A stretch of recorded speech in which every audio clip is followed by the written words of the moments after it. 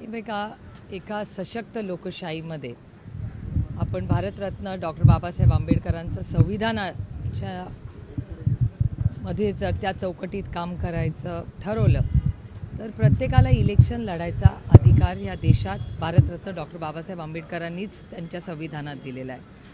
आणि आपण सगळे लोकशाहीवर प्रेम करणारे, विश्वास ठेवणारे लोक आहोत. माझ्यासाठी बारामती ही एक अतिशय इमोशनल गोष्ट आहे. कारण का आज पवार कुटुंबाची ओळख जी काय आहे, जी 6 दशकं पवार नाव हे महाराष्ट्राच्या राजकारणात, समाजकारणात, देशाच्या राजकारणात आहे, हे फक्त आणि फक्त बारामती आणि महाराष्ट्राच्या तमाम मायबाप जनतेमुळे. आदरणीय पवारसाहेब, योगायोगच आहे की कालच आदरणीय पवारसाहेबांनी राज्यसभेची शपथ घेतली आणि हा प्रवास 6 दशकापूर्वी बारामतीकरांच्या आशीर्वादाने कैलासवासी यशवंतराव चव्हाण साहेबांनी जो विश्वास आदरणीय पवारसाहेबांवर टाकला, त्याच्यातून तो सुरुवात झाली. आणि अर्थातच माननीय अजितदादा हा माझा मोठा भाऊ होता आणि माझा भाऊ गेल्यानंतरचं हे इलेक्शन आहे. त्याच्यामुळे अर्थातच आमच्यासाठी ही एक इमोशनल गोष्ट आहे. आम्ही आमच्या घरातला कर्ता पुरुष आणि माझा मोठा भाऊ आम्ही गमावला आहे आणि त्या गोष्टीला 2 महिने देखील झालेले नाही. अजूनही त्या दुःखातून आम्ही बाहेरही पडले नाही आहेत. म्हणजे आशा काकी काय दुःखातून जात आहेत किंवा माझ्या बहिणी असतील, आमचं कुटुंब असेल, हे आम्हालाच माहिती. सगळे कामाला लागलेले आहेत, पण दादा नाही ह्याचं दुःख अर्थातच आयुष्यभर आम्हाला राहील. आणि ह्या परिस्थितीमध्ये अर्थातच आम्ही बारामतीला कॅन्डिडेट देणार नाही हे आम्ही आधीच स्पष्ट केलं होतं. आता बाकीच्यांनी काय करायचं, एका सशक्त लोकशाहीमध्ये प्रत्येकाचा तो वैयक्तिक आणि त्यांच्या राजकीय पक्षाचा तो विषय असतो. परंतु आणि आता राज्यसभेच्या इलेक्शनच्या वेळेस आपल्याला आठवत असेल तेव्हा सगळ्यांचेच, म्हणजे मी जाहीरपणे महाविकास आघाडीचे आभार मानतेच, पण आमच्या विरोधात पक्षात भारतीय जनता पक्ष असेल किंवा शिंदेंची सेना असेल, आम्ही सगळ्यांनीच एकत्र मिळून चर्चा केली.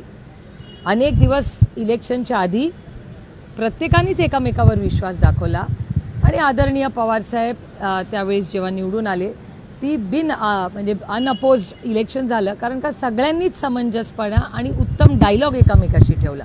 आणि ही महाराष्ट्राची संस्कृती आहे, जी कैलासवासी यशवंतराव चव्हाणांचा जो वारसा आहे, तो त्या विचारांचा वारसा आहे की विरोधक हा आपला शत्रू नसतो.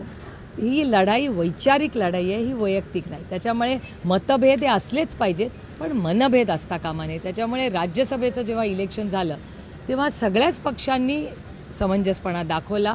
अनेक दिवस त्या इलेक्शनच्या आधी आम्ही सगळे सन्मानाने एकामेकाशी बोलत होतो आणि त्यातून ते बिनविरोध झालं. आणि त्याच्यामुळे बिनविरोधच्या प्रक्रिया अनेक वेळा झाल्या आहेत, काही झालेल्याही नाही आहेत.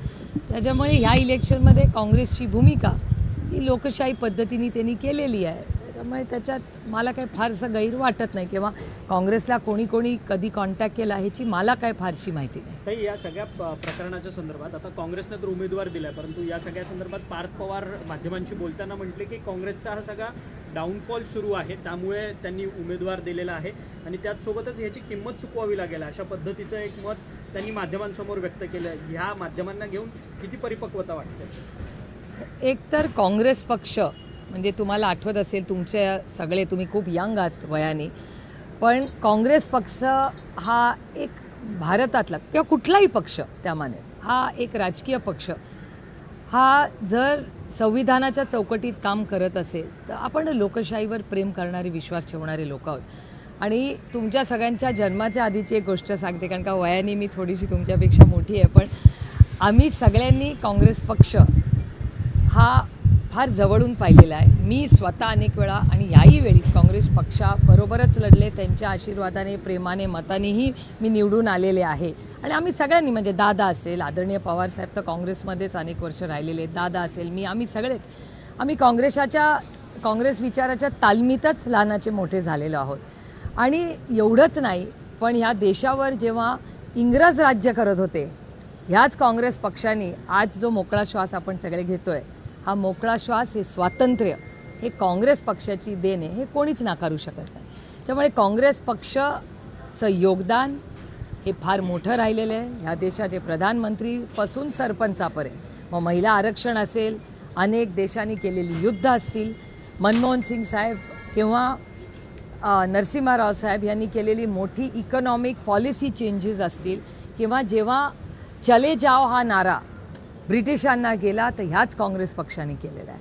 त्यामुळे काँग्रेस पक्षाचं योगदान हे नाकारून चालणार नाही. आणि कुठलाही पक्ष हा छोटा मोठा एका सशक्त लोकशाहीमध्ये असतोच, पण ह्याचबरोबर ही लोकशाहीमध्ये बोलण्याचा अधिकार हा सगळ्यांना आहे.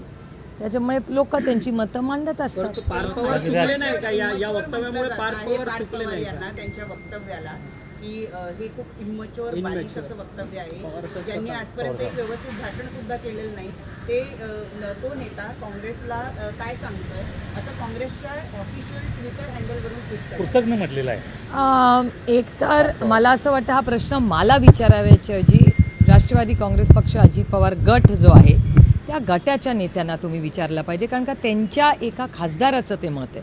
याचा अर्थ त्यांच्या पक्षाचं ते मत असेल. त्याच्यामुळे मला असं वाटतं त्यांचं काय मत आहे हे मी बोलण्यापेक्षा मला वाटतं त्यांच्या गटाने, म्हणजे राष्ट्रवादी काँग्रेस पक्ष, अजित पवार गट यांना तुम्हाला विचारावं लागेल, कारण का त्यांच्याकडून तुम्हाला जास्त त्याचं संयुक्तिक उत्तर मिळेल की त्यांचा स्टँड काय. त्याचबरोबर पवार साहेबांनी देखील काल वक्तव्य केलं की राजकारणात परिपक्वता लागते आणि ती पार्थ पवारांच्यामध्ये आहे की नाही हे मला माहिती नाही. ते बघा, आदरणीय पवारसाहेब कर्तृत्वानी, वयानी, नात्यानी सगळ्याच बाबतीत माझ्यापेक्षा मोठे आहेत. आणि ज्या संस्कारात मी वाढले, आपल्यापेक्षा वयानी जी कोणी व्यक्ती मोठी असेल, जी कोणी नात्यानी, वयानी, पदानी किंवा कर्तृत्वानी, ह्यांनी एकदा बोलल्यावर आपण काहीच बोलायचं नसतं. ह्या संस्कारात माझ्या आईनी आणि माझ्या कुटुंबानी मला वाढवलं आहे. तुम्ही सहमत आहात? तुम्ही सहमत आहात? एक तर कौटुंबिक सल्ला चॅनलवर दिला जात नाही, हा घरात दिला जातो. म्हणजे माझ्या मुलांना सल्ला द्यायची वेळ आली तर ती मी काही चॅनलवर येऊन सांगणार नाही आहे. ते मी माझ्या मुलांना घरात काय सांगायचं ते सांगेन.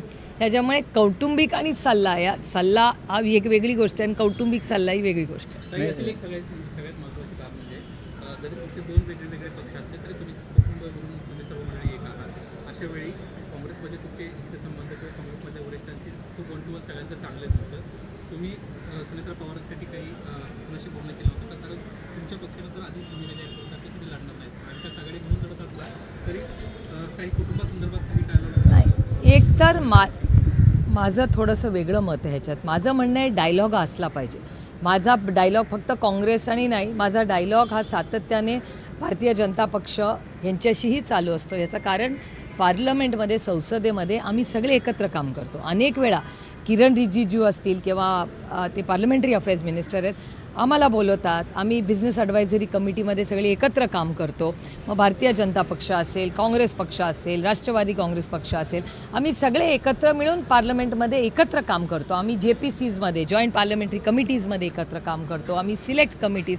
कसं असतं, इलेक्शनमध्ये जरूर आमचे टोकाचे मतभेद असतात पण मनभेद नसतात, कारण का आमची वैचारिक लढाई आहे, नाही. त्याच्यामुळे मी सातत्याने डायलॉग, एका सशक्त लोकशाहीमध्ये चर्चा ही झालीच पाहिजे या विचाराची मी आहे. त्याच्यामुळे सगळ्यांचीच सगळं बोलणं हे मी सातत्याने करत असते. आणि मी तर माझे फोटो हे ओपनली माझ्या इंस्टाग्राम अकाउंटवरही टाकते, कारण का मला त्याच्यात लपवणं किंवा गैर वाटत नाही की आपण एका विरोधी पक्षाच्या नेत्याला जर भेटलो त्याच्यात गैर काय. त्याच्यामुळे मी अतिशय पारदर्शकपणे जेव्हा कुणाशी चर्चा करते ते करते. पण अजित पवार यांच्या राष्ट्रवादी काँग्रेस गटाकडून मला कोणी काही जबाबदारी किंवा फोन काही फारसा केलेला नाही. केला असता तर आम्ही अर्थातच आमच्या मित्रपक्षांशी जरूर बोललो असतो, पण म्हणजे ते कुणाशी बोलले, काय बोलले ह्याची फारशी माहिती आम्हाला नव्हती. आम्ही आमचा स्टँड क्लिअर केला. माननीय उद्धवजींनीही मनाचा मोठेपणा दाखवून जो स्टँड घेतला आणि काँग्रेसचं एक वेगळं मत होतं. त्याच्यामुळे एका सशक्त लोकशाहीमध्ये अर्थातच हा प्रश्न हा होऊ शकतो. उमेदवारी अर्ज दाखल करायला ही निवडणूक बिनविरोध होणार नाहीये हे जवळपास निश्चित झालेलं आहे. जर निवडणूक झाली तर तुम्ही बारामतीला मतदानाला जाणार का? कारण मतदान नाही, अर्थातच प्रचाराला जाणार का? नाही, हो, असं आहे की एकतर इलेक्शनचं फायनल होऊ द्या. आता आज उद्यामध्ये राष्ट्रवादी काँग्रेस पक्ष, अजित पवार गट हे काँग्रेसशी काही बोलणार आहेत का नाही ह्याची खरंच मला काही माहिती नाही. आता त्यांनी जर काही काँग्रेसला फोन केले असतील, प्रयत्न करत असतील किंवा काही मार्ग काढायचा प्रयत्न करत असतील तर याची माझ्याकडे माहिती नाही. कारण का बऱ्याच वेळा अनेक वेळा इलेक्शन्समध्ये काय होतं की जरी फॉर्म भरला तर काहीतरी मार्ग निघू शकतो, ह्याच्यासाठीच तर डायलॉग असतो. पण आता ते काय करणार आहे त्याची मला काही माहिती नाही, माझी कुणाची चर्चा जर नाही. एक निवडणूक बरोबर लागली तर निवड प्रचाराला- अर्थातच मी मतदानाला जाणार असतो, माझा अधिकार नुसता नाही आहे, ती माझी नैतिक जबाबदारी आहे एक भारतीय म्हणून. त्यामुळे मतदानाला मी अर्थातच जाणार. प्रचाराला जाणार की नाही? हो, प्रचारांचा एकतर म्हणजे तुम्ही त्यांच्या पक्षाच्या वतीने मला नाही, आमंत्रण नाही, देताय का? आता मतदानाला जाणार आहात तुम्ही नाही, मतदानाला माझा तो अधिकार संविधानाने दिलाय. तुमच्या पक्षानं पाठिंबा दिलेला आहे, बिनशर्त पाठिंबा नाही नाही, आम्ही बिनविरोध दिलेला आहे. तुम्ही त्या पक्षाचे स्पोक्सपर्सन म्हणून मला जर विचारत असाल तर तुम्ही आमंत्रण देत असाल तर मला एक उत्तर आहे. पण ताई, काल उमेदवारी अर्ज भरताना तुम्हाला काही कोणाच्या त्या गटातल्या नेत्यांचा काही फोन वगैरे आलेला का, उमेदवारी अर्ज भरण्याकरता उपस्थित राहा वगैरे म्हणून? कारण की तटकरे म्हणालेले की आम्ही सगळ्यांना आव्हान करतोय की त्या गटातल्या लोकांना देखील, अर्थात मी शरद 24 तास चॅनल बघत नाही, त्याच्यामुळे 24 तास टी व्हीवर काय चालतं ह्याची मला फार कमी माहिती असते. पण एक गोष्ट जरूर आहे की बारामतीची मी लोकप्रतिनिधी आहे आणि बारामती माझं घर आहे आणि त्याच्यामुळे बारामतीत आमंत्रण द्यायची वेळ ही काय म्हणजे आपल्याच घरात आमंत्रण दिल्यासारखं आहे. पण माननीय भुजबळ साहेब आणि माननीय आदरणीय दिलीप वळसे पाटील हे आदरणीय पवार साहेबांच्या घरी आले होते आणि बारामतीला तुम्ही या असं आमंत्रण आदरणीय पवार साहेबांना आणि सुप्रिया सुळेंना माननीय भुजबळ साहेब आणि माननीय दिलीप वळसे पाटलांनी बारामतीला तुम्ही या असं आमंत्रण आदरणीय पवार साहेबांना आणि मला हे ते करून गेले. अर्ज भरण्यासाठी अर्ज भरण्यासाठी ओके. बारामतीला या असं आमंत्रण ते करून गेले आम्हाला. पण आदरणीय पवार साहेबांचा शपथविधी काल दिल्लीला होता, त्याच्यामुळे आदरणीय पवार ते तुम्ही लाईव्ह दाखवलंच तुमच्या चॅनलवर, त्यामुळे असं घटना घडल्या आहेत. काही असं कळतंय की काँग्रेसने त्यांच्या कॅन्डिडेटला अर्ज मागे घ्यायला सांगितलेलं आहे, अजून ती प्रोसिजर नाही झाली तरी मागे घ्यायला सांगितलं आहे असं कळतंय. चांगली गोष्ट आहे, मग चांगली गोष्ट आहे तसं होत असेल तर. मला यातली खरंच काही माहिती नाही, कारण का संघटनेच्या मीटिंग्ज आज आहेत, कालही दिवसभर आम्ही त्याच गडबडीत होतो कामामध्ये, त्यामुळे पुढे काय झालं आहे याची मला खरंच फारशी काय माहिती नाही. आणि वर्तमानपत्रात आज ज्या काही बातम्या आल्या आहेत त्याच्यात आज ऑइलची प्राईस इतकी प्रचंड वाढते आहे रोज, आणि पुढे काय इकॉनॉमिक क्रायसिस भारतात होणार आहेत, LPGचे विषय असतील, हे खूप महत्त्वाचे प्रश्न आणि आव्हानं आज राज्य आणि देशासमोर आहेत. त्यामुळे तीही कामं आणि संघटनेची कामं या कामात मी स्वतः व्यस्त असल्यामुळे मला बाकीची खरंच काय माहिती नाही. ताई, काल अंजली दमन यांनी पत्रकार परिषदेत एक मोठा खुलासा केला की त्यांनी सांगितलं की अजित पवार यांचा दुर्दैवी विमान अपघातात मृत्यू झाला त्यावेळेस 18 जानेवारीच्या आदल्या दिवशी आणि त्याच्यानंतर खरं तर समता पतसंस्थेच्या अकाउंटवरतून अनेक पैशांच्या ट्रान्झॅक्शन जे आहेत त्या झालेल्या होत्या, अशा पद्धतीची माहिती त्यांनी समोर आणलेली आहे. आणि या सगळ्या पैशाच्या ट्रान्झॅक्शन ज्या आहेत त्या अशोक खरात यांच्यासोबत सगळ्या लिंक्स आहेत, अशा पद्धतीची माहिती समोर आहे. या प्रश्नाची सगळ्याची उत्तरं माननीय मुख्यमंत्रीच देऊ शकतात, कारण का SIT जी स्थापन झाली आहे त्याच्यात माननीय मुख्यमंत्र्यांचंच डिपार्टमेंट ह्याचं मॉनिटरिंग करतं आहे. आणि मला असं वाटतं केंद्र सरकारचं पण इंटरव्हेन्शन आलं असं वर्तमानपत्रात काल आलं होतं, आज सकाळी मी वाचलं.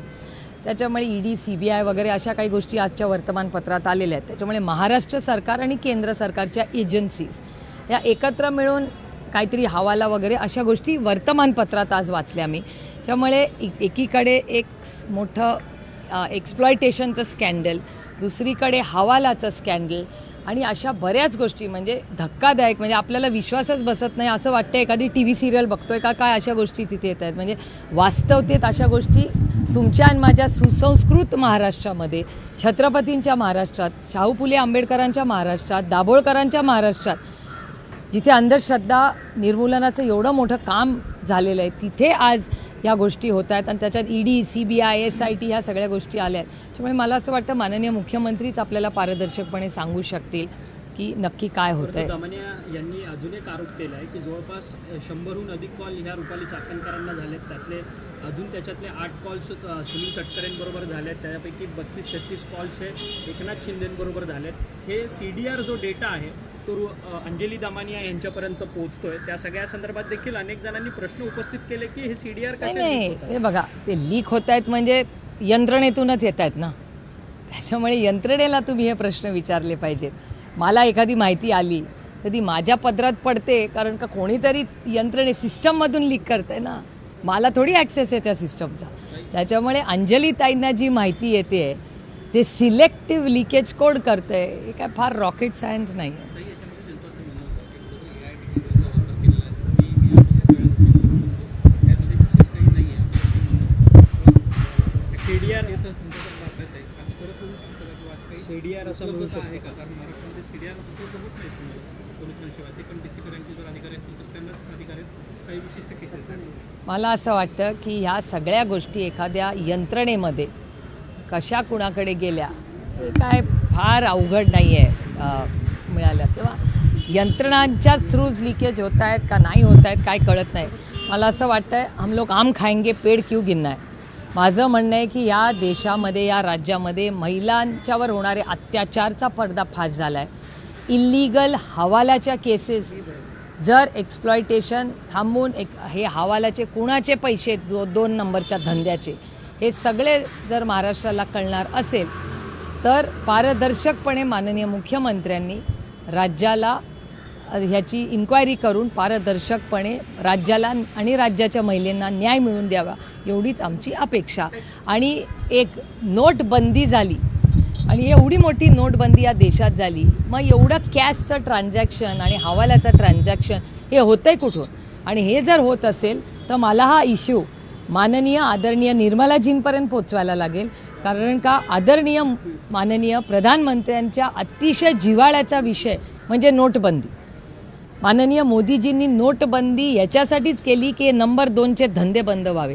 पण जर मोदीजींनी एक त्यांना लाईन दिली आहे, निर्मलाजी नोटबंदीबद्दल सातत्याने बोलतात, तर मग महाराष्ट्रामध्ये नोटबंदी न होता हे हवाल्याचे कॅश पैसे कुठून येत आहेत याची इन्क्वायरी झाली पाहिजे. आणि ही इन्क्वायरी मी माननीय अमित शहाजी आणि माननीय निर्मलाजी यांच्यापर्यंत जरूर पोचवणार आहे.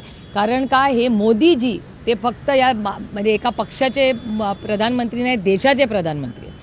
जेव्हा नोटबंदी केली तर मोदीजींच्या नेतृत्वाखाली एखाद्या राज्यामध्ये एवढा मोठा हवालाचा रॅकेट होत असेल तर ही गोष्ट त्यांच्या सरकारपर्यंत पोचवलीच पाहिजे. तर एक शेवटचा प्रश्न, काँग्रेसनी एका शर्तीवर कॅन्डिडेट मागे घेण्याचा निर्णय घेतलेला आहे, तो म्हणजे की अजितदादांच्या अपघात प्रकरणामध्ये FIR जर बारामतीमध्ये किंवा महाराष्ट्रात नोंदवला जाईल तर आणि तरच काँग्रेसचा कॅन्डिडेट आपला अर्ज मागे घेईल असं त्यांनी टाकलं. एक गोष्ट आपण मान्यच केली पाहिजे, तो माझा मित्रपक्ष आहे म्हणून मी हे म्हणत नाही आहे, पण एक आहे की रोहितनी राज्यातल्या प्रत्येक जिल्ह्यात जाऊन FIR करायचा प्रयत्न केला, अनेक राज्यांपर्यंत तो गेला.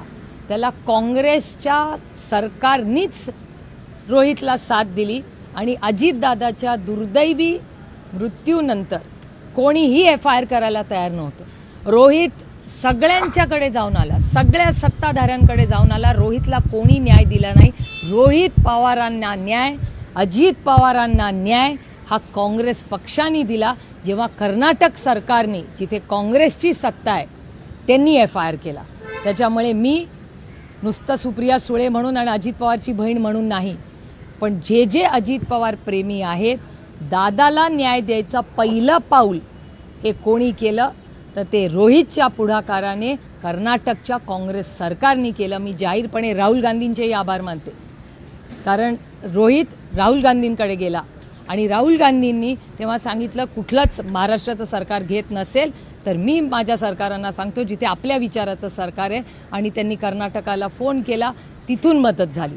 त्याच्यामुळे कर्नाटक सरकार, राहुल गांधी आणि काँग्रेस पक्ष आणि रोहित पवार या सगळ्यांनी एकत्र काम करून दादाला पहिला न्याय कोणी दिला तर तो ह्या सगळ्या टीमनी केला, हे आपल्याला मान्यच करावं लागेल. थँक्यू.